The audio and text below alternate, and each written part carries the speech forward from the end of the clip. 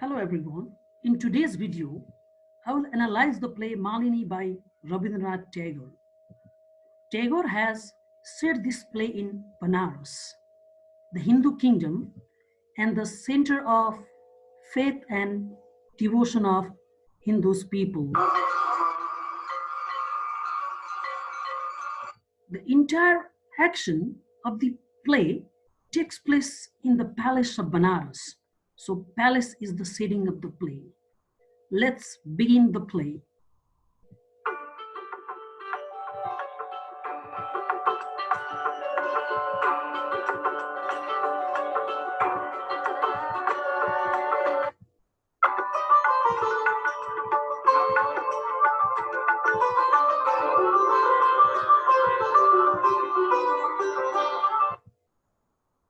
The central character of this play is Malini, the princess of Banaras. Though she is the princess of Hinduism, she follows the principle of Buddhism. She advocates forgiveness, peace, love, and kindness for humanity. It is because she has received her education from the Buddhist monk. But her country, Banaras, is a Hindu kingdom where people follow Hinduism. So there is the tension in the kingdom. The play begins on the balcony of the palace where Malini is standing. She looks very simple, then enters the queen, and it's shocked seeing Malini without her royal dress. She asks her a question why she is not wearing her royal dress and ornament. In reply, Malini clarifies that she is not attracted towards those things because the whole world and humanity outside is suffering. Listening to such a philosophical abstract reply, the queen accuses the Buddhist monk, the early teachers of Malini, for putting up such ideas in Malini's mind. She thinks Malini is speaking the language of the monks.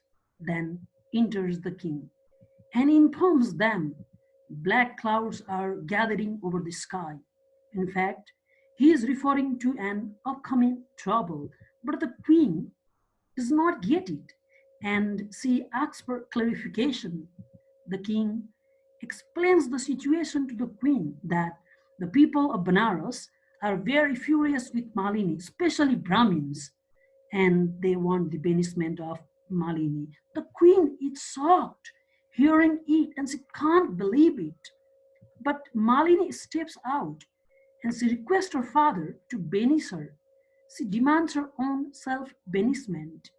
It is because she wants to go to the common people and teach them the way to be free from suffering. She wants her own banishment so that she can serve the suffering humanity. At the meantime, a group of Brahmins have gathered in the street outside the palace, so the king takes Malini and the queen inside. Outside, Brahmins have gathered under the leadership of two influential Brahmins, Supriya and Kemankar, and they shout for the banishment of Malini. The Brahmins are so furious with Malini that they even compare her with a snake that is aiming at the heart of their religion, Hinduism.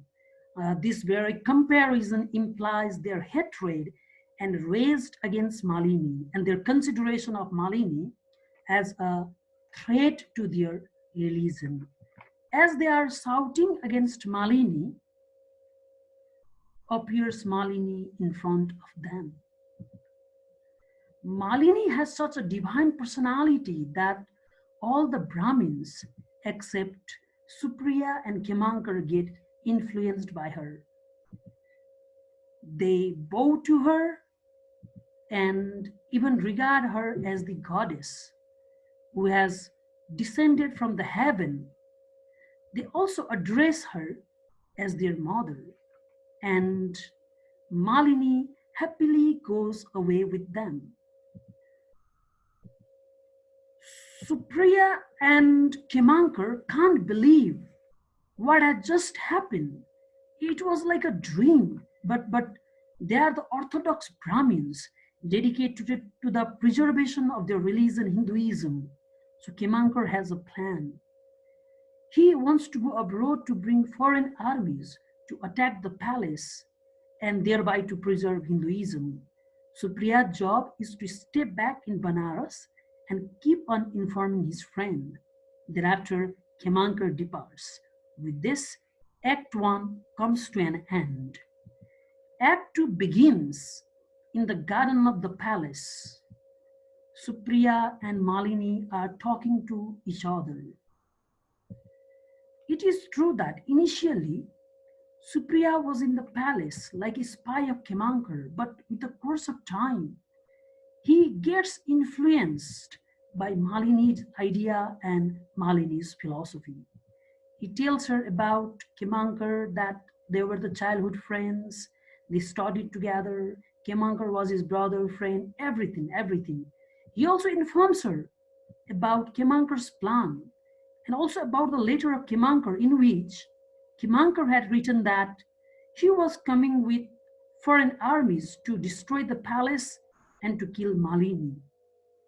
And Supriya had given that letter to the king. Enters the happy king in the garden, calling Supriya his friend for saving the country. The king informs it is because of that letter and the pre-information that the foreign army was defeated and Kemankar was arrested. Malini asks her father what he will do with Kemankar, and the king replies he will get death penalty. But Malini requests her father to forgive Kemankar, and the king accepts his daughter's request. Enters Kemankar in jail. The king asks Kemankar what he will do if he forgives him. Kemankar replies he will complete the incomplete work. That is, he will once again make the plan to attack the palace and kill Malini. The king is furious and he asks him his last wish. And Kemankar wants to see his friend Supriya. When Supriya goes near Kemankar, Kemankar has a long list of complaints against him. Above all, he accuses Supriya for being a betrayer, as he has betrayed not only their friendship but also religion, Hinduism, by disclosing their secret plan to the king. And finally, Kemankar attacks Supriya. He strikes Supriya with his chain, and Supriya dies. Then Kemankar tells the king to call the executioner. Now the king cannot control himself after seeing what Kemankar has done. He asks for his sword to kill Kemankar, but Malini still requests the king to forgive Kemankar.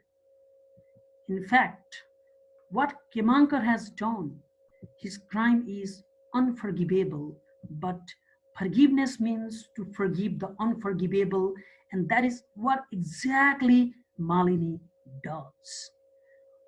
Along with this, the play comes to an end. I hope you enjoyed watching this video. Thanks for watching.